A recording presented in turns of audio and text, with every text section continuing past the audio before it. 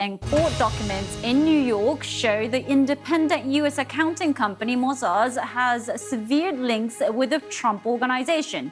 Mossad said it could no longer stand behind the annual financial statements it had prepared for Donald Trump. The statements are crucial to legal cases alleging Mr. Trump and his company exaggerated the value of their assets. Mr. Trump denies any wrongdoing. A federal hate crimes trial has started in the U.S. for the 3 white men convicted of killing a black jogger, Ahmaud Arbery, in February 2020.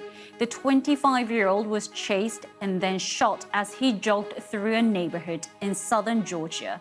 The jury will decide whether racial bias was a factor in his killing. Schools and colleges in the Indian state of Karnataka partially reopened after being closed since last week following protests over the wearing of hijabs in classrooms. It coincides with the state's High Court resuming its hearing on the issue. The row was sparked after 6 female students were barred from entering college premises for wearing hijabs. New cybersecurity measures have come into effect in China, and tech companies seeking to list their stock overseas will have to undergo a security review. The rules affect firms which hold data on more than 1 million users in China. The authorities in Beijing are concerned that information could get into the hands of a foreign government. A study of nearly 260 rivers around the world has detected potentially toxic levels of pharmaceutical drugs in a quarter of them. Researchers said drugs used to treat epilepsy and diabetes were the most widely found. They believe the scale of pollution threatens wildlife and could affect human health.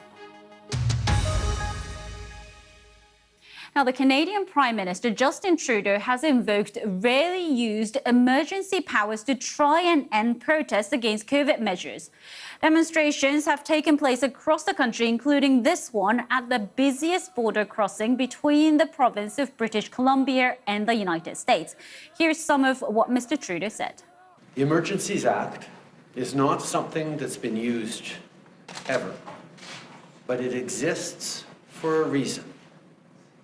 Invoking the Emergencies Act is never the first thing a government should do, nor even the second. The Act is to be used sparingly and as a last resort.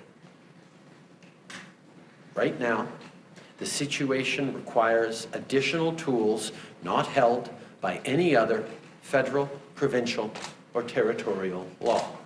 Now, Mexico's avocado industry, it's huge. It's worth around $2.4 billion a year, and the US is a key part of its export market, of course. The American Department of Agriculture, though, has now suspended all avocado imports from Mexico until it says the safety of American inspectors is guaranteed. On Saturday, one inspector working in Mexico received a threat, possibly on his phone, via text. All Mexican avocado imports to the US come from the state of Michoacan, where violent gangs often extort growers.